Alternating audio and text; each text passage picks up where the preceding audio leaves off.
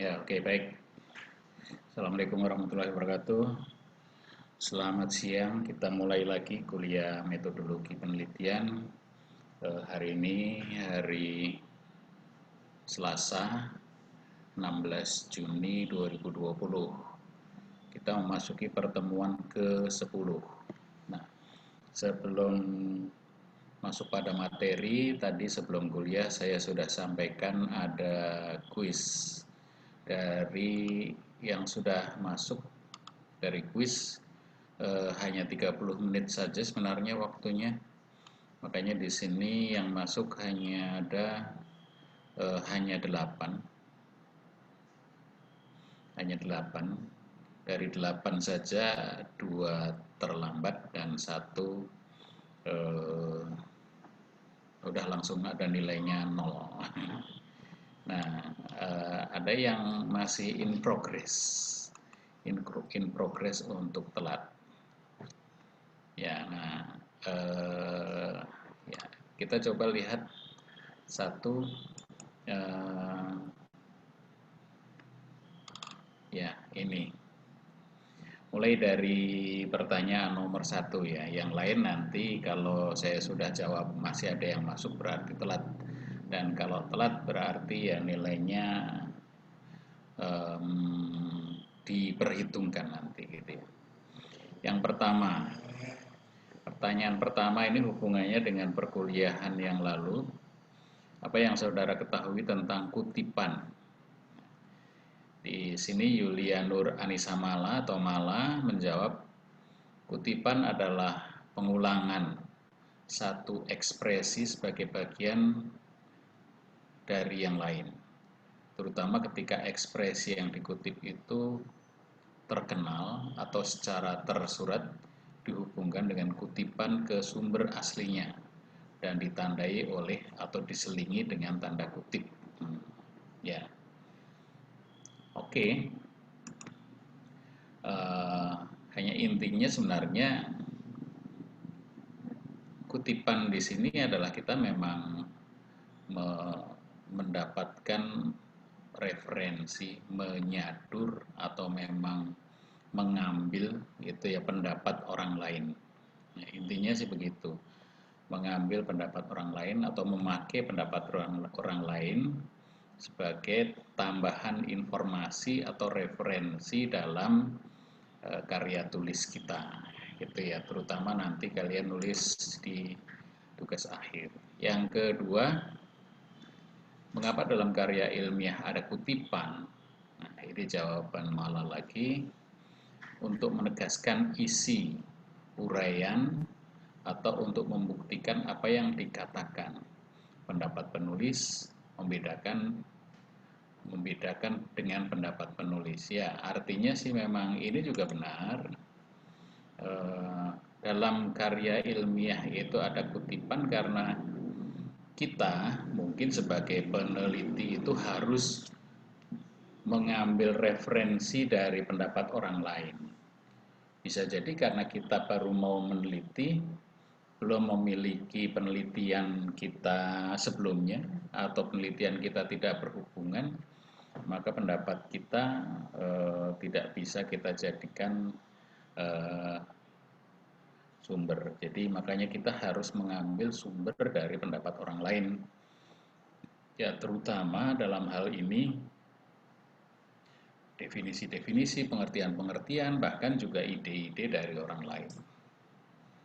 Oke, yang ketiga, pertanyaannya, bisakah kita mengutip pendapat orang dalam penelitian orang tersebut? Nah, oke, jawabannya bisa, memang bisa.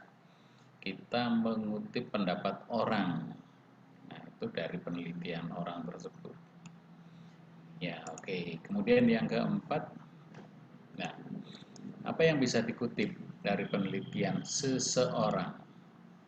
Oke, jawaban Mala, gagasan, ide, dan argumentasi dari penelitian tersebut. Ya, ini bisa. Selain itu bisa ditambahkan adalah hasil penelitian. Kebanyakan adalah merupakan hasil penelitian. Gagasannya, idenya, argumentasinya ya itu boleh. Tapi kebanyakan adalah hasil penelitian untuk kita nanti ya. Pertanyaan nomor 5, apa yang saudara ketahui tentang jurnal? Nah, di sini jawaban malah jurnal merupakan tulisan khusus yang memuat artikel suatu bidang ilmu tertentu. Ya, tulisan khusus yang memuat artikel suatu bidang ilmu tertentu. Ya, oke. Sebenarnya bukan hanya sekedar tulisan khusus yang memuat artikel suatu bidang ilmu tertentu. Memang jurnal ini suatu terbitan berkala yang dikelola oleh suatu lembaga yang berisi tentang hasil-hasil penelitian atau karya ilmiah seseorang. Ya. Kebanyakan dosen, mahasiswa, peneliti itu menulis atau melakukan penelitian, kemudian diterbitkan dalam jurnal. Nah, jurnal ilmiah seperti ini banyak sekali. Makanya kemudian di dikti jurnal itu dikategorikan. Ada yang jurnal terakreditasi, ada yang tidak terakreditasi. Dan yang terakreditasi pun, dikti melakukan akreditasi jurnal itu bertingkat. Disebut kalau di kita ada Sinta 1 paling tinggi, Sinta 2 di bawahnya, Sinta 3, 4, 5, 6. Itu ya, itu grading dari jurnal. Kemudian pertanyaan terakhir, ya, jika kita melakukan penelitian, kita wajib mengambil referensi dari jurnal penelitian. Mengapa kita mengambil referensi dari jurnal tersebut? Ya, ya. Di sini jawaban malah memudahkan diperjelas selanjutnya. Nah, ini nih ya. Dia harusnya nilainya tinggi, ini jawabannya saya kasih nilai 5 saja. Gitu ya. Ya, jadi referensi dari jurnal penelitian itu kita nanti wajib. Kalian dalam membuat penelitian wajib menyertakan jurnal sebagai referensi dasar dari penelitian kita. Ya, paling tidak 3 penelitian atau 3 jurnal yang kita ambil, dan kita ambil dari jurnal. Jangan ngambil dari skripsi orang, tugas akhir orang yang belum tentu muncul di jurnal. Kalau sudah muncul di jurnal itu nanti akan masuk dalam indexing jurnal secara internasional sebenarnya sih.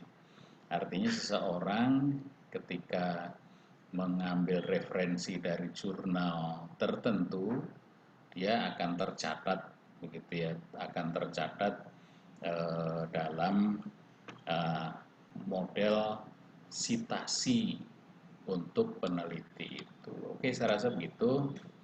Terima kasih. Ini punya Mala, dan nanti yang lain kita lihat secara terpisah. Yang jelas dari penelitian dari hasil-hasil ini nanti akan saya nilai. Ya, itulah sebagai pembuka kita sharing yang pertama. Kemudian yang kedua tentang metode penulisan laporan. Ya. Hari ini kita akan membahas tentang metode penulisan laporan, terutama laporan yang dimaksud ini adalah laporan tugas akhir. Ya. Laporan tugas akhir yang nanti akan Anda kerjakan. Kalau posisi kalian sekarang di semester 4 sedang mengambil metodologi penelitian, nah di semester 5 nanti akan ada mata kuliah seminar. Seminar bisnis. Nah, seminar bisnis itu seminar penelitian. Jadi artinya kita membuat rencana penelitian. Nah, dari rencana penelitian itu kemudian nanti di semester 6 Anda ambil tugas akhir gitu ya. Nah, dari saat mengambil tugas akhir itulah Anda harus mengikuti prosedur, peraturan atau tata cara dalam metode penulisan laporan. Nah, diawali dari jenis-jenis penelitian atau jenis-jenis laporan tugas akhir ya. Kita D3 itu kebanyakan ditulis sebagai tugas akhir. Kalau S1 ada yang masih menggunakan istilah tugas akhir, tapi kebanyakan sudah dibuat dalam bentuk skripsi. Ya, laporan tugas akhir mereka skripsi namanya. Sedangkan untuk S2 itu tesis dan S3 disertasi. Nah, untuk program studi manajemen bisnis UCIC, tugas akhir itu dilaksanakan pada semester 6. Nah, dan isi dari tugas akhirnya seperti ini. Yang pertama, proposal penelitian. Sebenarnya proposal penelitian itu ya dari bab 1 sampai bab 3 itu adalah proposal penelitian.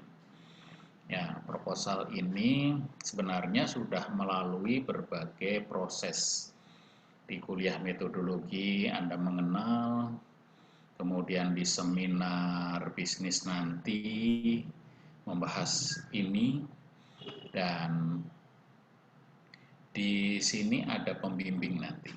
Nah, pembimbing inilah yang kemudian nanti akan memberikan arahan. Nah, supaya penelitian kita meningkat dari tahun ke tahun ini sudah mulai menggunakan minimal 3 variabel. Dan di tahun depan ketika Anda melakukan ini, tentu saja akan ditambah lagi. Tidak boleh selain minimal 3 variabel, tidak boleh untuk instansi, institusi, atau subjek yang bersifat lokal. Jadi subjeknya harus ya paling tidak regional, wilayah 3, atau provinsi, atau nasional, itu lebih bagus. Ya, itu tantangannya. Kemudian setelah bab 3 selesai, kita ada kegiatan seminar tugas akhir. Ya, sebenarnya ini sidang untuk menentukan lolos tidaknya proposal penelitian tadi. Ya, meskipun ini sudah dibimbing oleh pembimbing tugas akhir, tetapi kita perlu legitimasi gitu ya, legitimasi artinya sesuatu hal yang sifatnya melegalkan. Oh ya, judul Anda, metodologi Anda, alat analisis Anda sudah boleh dilanjutkan. Nah, kemudian baru setelah itu lanjut ke bab selanjutnya, bab 3, bab 4, bab 5. Nah, pembimbingan ini selama 1 semester gitu ya, dilaksanakan selama 1 semester. Setelah selesai 1 semester selesai, mungkin di sekitar Agustus begitu ya selesainya. Ya, di akhir-akhir atau minggu-minggu terakhir Agustus itu dilaksanakan sidang tugas akhir. Nah, ini diuji di hadapan 2 penguji. Ya, diuji di hadapan 2 penguji. Oke, selanjutnya komposisi tugas akhir. Nah, kita bagi menjadi 3 bagian. Ada komposisi front matter. Front matter ini adalah yang di awal. Kemudian yang kedua nanti ini adalah tentang isi, ada bab 1, bab 2, dan bab 3, bab 4, bab 5, kemudian terakhir nanti penutup. Nah, kita mulai dari front matter. Yang pertama cover, halaman cover atau halaman judul. Nah, kita sudah ada acuannya, sudah ada modelnya, gitu ya. Nanti saya sampaikan di kali yang lain begitu ya tentang cover ini. Yang jelas ada judul, ada logo perguruan tinggi, kemudian ada syarat, maksudnya tugas akhir ini dibuat untuk memenuhi syarat begitu ya, kelulusan dan seterusnya. Setelah itu ada penulis siapa yang membuat, kemudian baru alamat dan tahun itu di cover ya. Kemudian yang kedua ada halaman pengesahan. Halaman pengesahan ini adalah halaman tentang setelah sidang nanti siapa yang membimbing, siapa yang menguji, penguji 1, penguji 2, ada di sana semuanya setelah ditandatangani kemudian distempel. Ya. Kemudian ada halaman pernyataan originalitas. Nah, untuk Anda nanti originalitas ini menjadi sangat penting karena semakin hari semakin maju, kemudian ada pengecekan originalitas. Pengecekan originalitas itu menggunakan suatu software, bisa Turnitin, ya itu software yang direkomendasikan Dikti, atau di bawah Turnitin ada Plagiarism Checker X. Nah itu bisa mengecek seberapa persen plagiarisasi atau plagiarisme yang dilakukan oleh seorang peneliti. Nah ini penting. Nah, minimal atau maksimal yang bisa diterima itu adalah 20%. Lebih dari itu harus dilakukan perbaikan. Ya. Kemudian halaman persembahan atau halaman mutu, yang jelas ini untuk Anda mengekspresikan, biasanya sih ini menyampaikan ucapan terima kasih dan seterusnya. Baru kemudian ada kata pengantar, dan kata pengantar ini bukan seperti persembahan gitu ya, tapi secara akademis gitu ya. Nanti kalau kebanyakan kata pengantar ini masih berupa kata-kata yang hampir seperti persembahan, tapi ini akademis. Kemudian ada daftar isi, daftar tabel, dan daftar gambar atau diagram. Nah, ini di awal seperti itu ya. Kemudian masuk ke bab 1, ini mulai dari isi dari tugas akhir Anda. Ada F sampai F ya, A sampai F. Yang A-nya latar belakang penelitian. Ya, latar belakang penelitian ini bicara tentang alasan mengapa dilakukan penelitian ini. Kemudian tentu saja alasan-alasan itu, variabel yang dipakai itu sudah masuk dalam pokok masalah. Artinya pokok masalah setelah latar belakang ini harus nyambung. Jangan latar belakang bicara apa, pokok masalahnya beda, tujuan penelitiannya beda. Yang paling mudah sebenarnya membuat latar belakang ini, pokok masalahnya sudah ditemukan dulu. Kita sudah memiliki pokok masalah, baru kemudian diurai dalam latar belakang. Ya, misalkan satu paragraf panjang untuk satu pokok masalah. Ya, misalkan ada 3 pokok masalah, ya sudah. Kemudian tujuan penelitian ini hubungannya dengan pokok masalah. Pokok masalah itu dibuat dalam bentuk kalimat tanya. Ya, ini pernah saya sampaikan. Pokok masalah ini dibuat dalam bentuk kalimat tanya. Ya. Sedangkan tujuan penelitian ini menjawab apa yang ada dalam pokok masalah itu. Ya. misalkan pokok masalahnya pengaruh, apakah terdapat pengaruh antara penjualan, promosi, dan apa, distribusi barangkali begitu ya. Apakah terdapat pengaruh yang signifikan antara penjualan, promosi, dan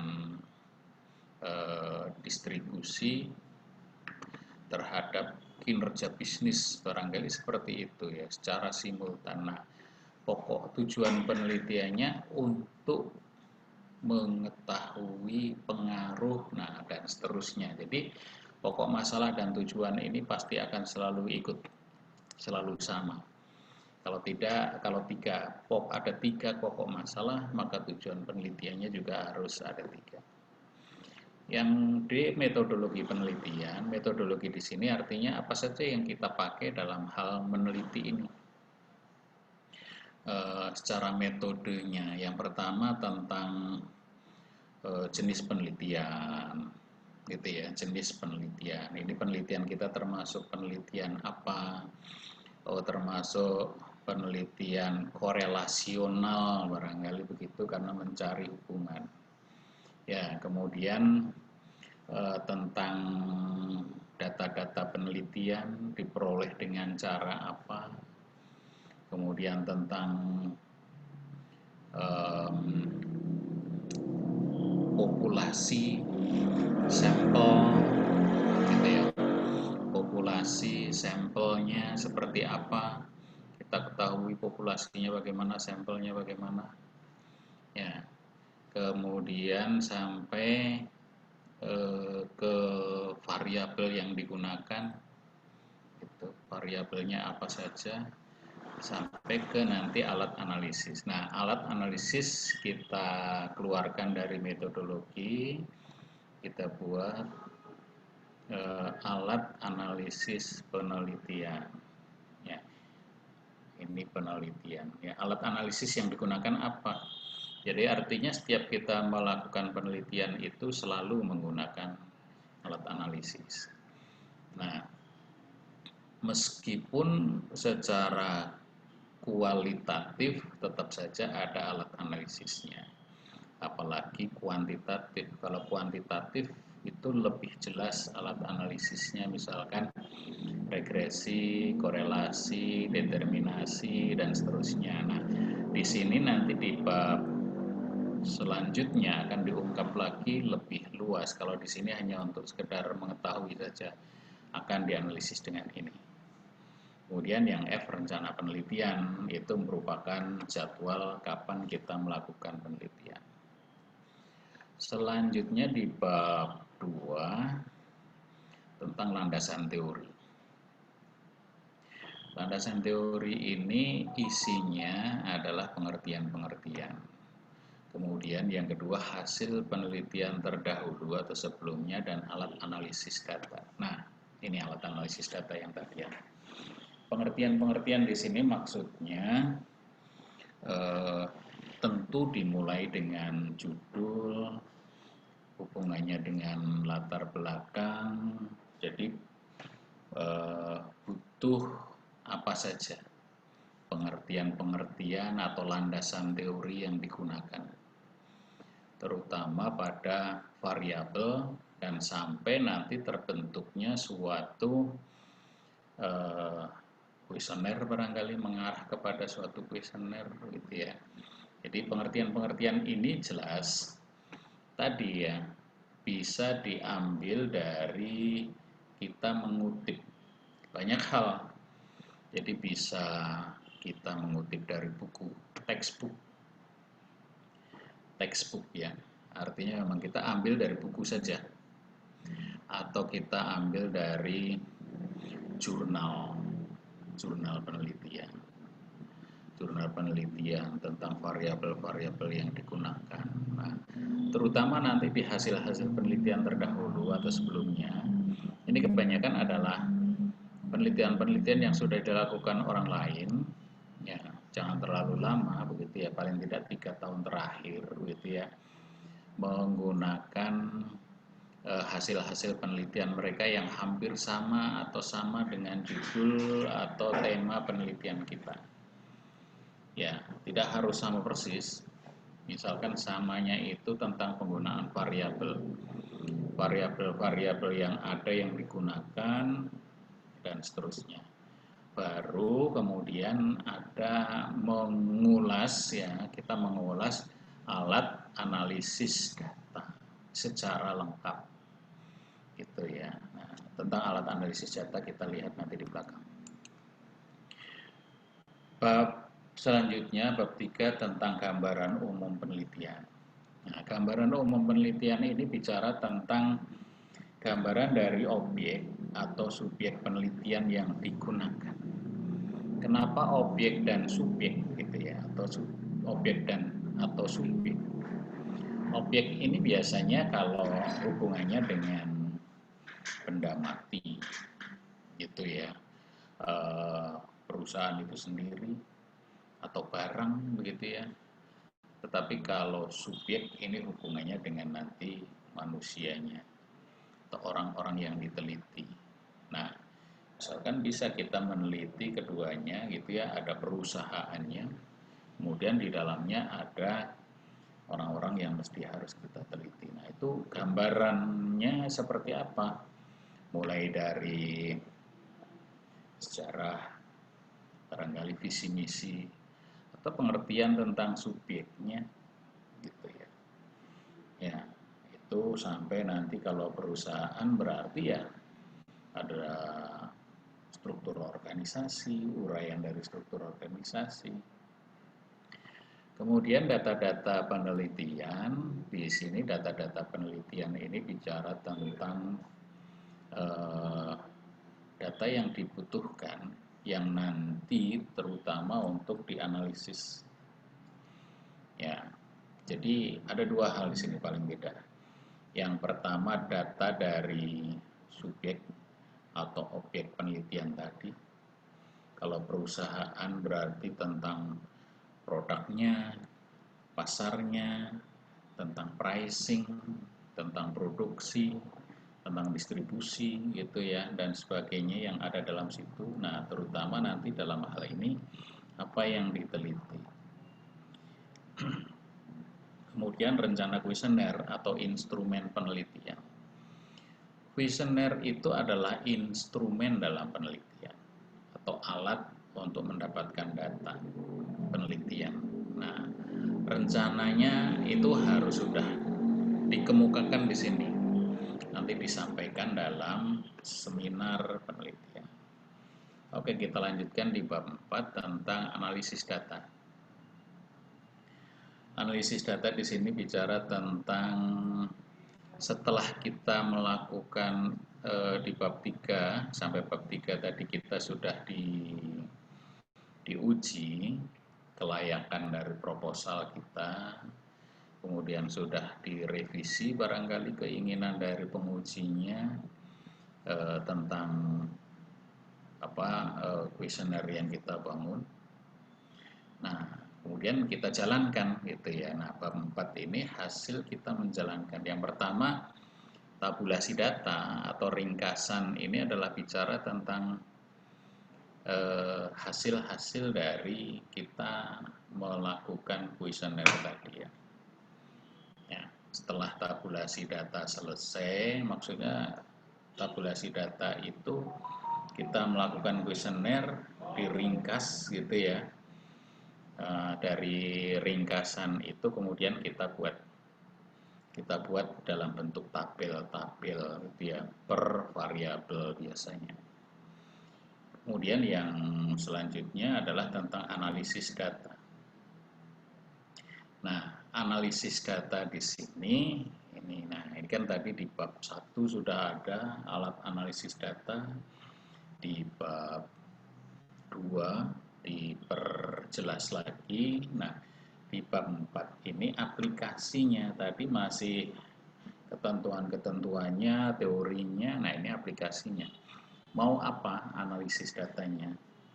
Bisa regresi, korelasi, determinasi, RKD. Nah, regresi, korelasi, determinasi. ini yang gampang. Kemudian ada teknik IPA. IPA itu Important Performance Analysis. Jadi tingkat kepentingan dan kinerja. Analisis tingkat kepentingan dan kinerja IPA. Atau rasio keuangan, atau masih regresi korelasi tapi juga ada hubungannya dengan rasio keuangan, saham, dan lain-lain. Oke, yaitu analisisnya. Di bab 5 kesimpulan dan saran, memang hanya isinya kesimpulan dan saran, tapi kesimpulan ini ada hubungannya dari awal tadi ya.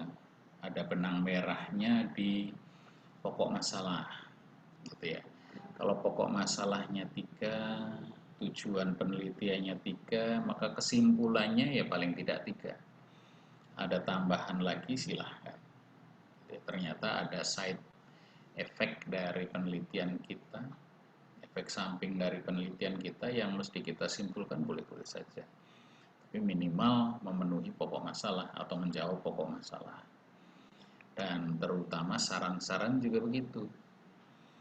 Karena pokok masalah 3, tujuan penelitian 3, analisisnya 3, ya, teorinya 3, analisisnya 3, kesimpulannya 3, maka saran-saran juga 3. Nah, itulah penelitian ini satu kesatuan yang utuh begitu ya, dari awal sampai akhir nanti. Ya, akan kelihatan di sini. Kemudian terakhir di situ adalah tentang penutup. Ya, penutup di sini berisi tentang daftar pustaka, lampiran-lampiran, atau lampiran juga berupa gambar-gambar silahkan. Dan juga hasil kuesioner atau instrumen penelitian yang sudah diisi itu sebagai bukti kita melakukan penelitian. Ya, kalau toh sekarang penelitian kita itu menggunakan Google Form, yaitu bisa di print out juga atau dibuat dalam bentuk digital juga boleh. Ya, oke, saya rasa begitu ya. Seperti itu. Kira-kira nanti akan saya buat lebih ringkas atau lebih terintegrasi dengan bentuk-bentuk halaman per halaman dari tugas akhir yang biasanya dibuat. Saya rasa untuk hari ini cukup sampai di sini. Absen jangan lupa ya, silahkan. Terima kasih atas perhatiannya. Assalamualaikum warahmatullahi wabarakatuh. Selamat siang. Sehat selalu.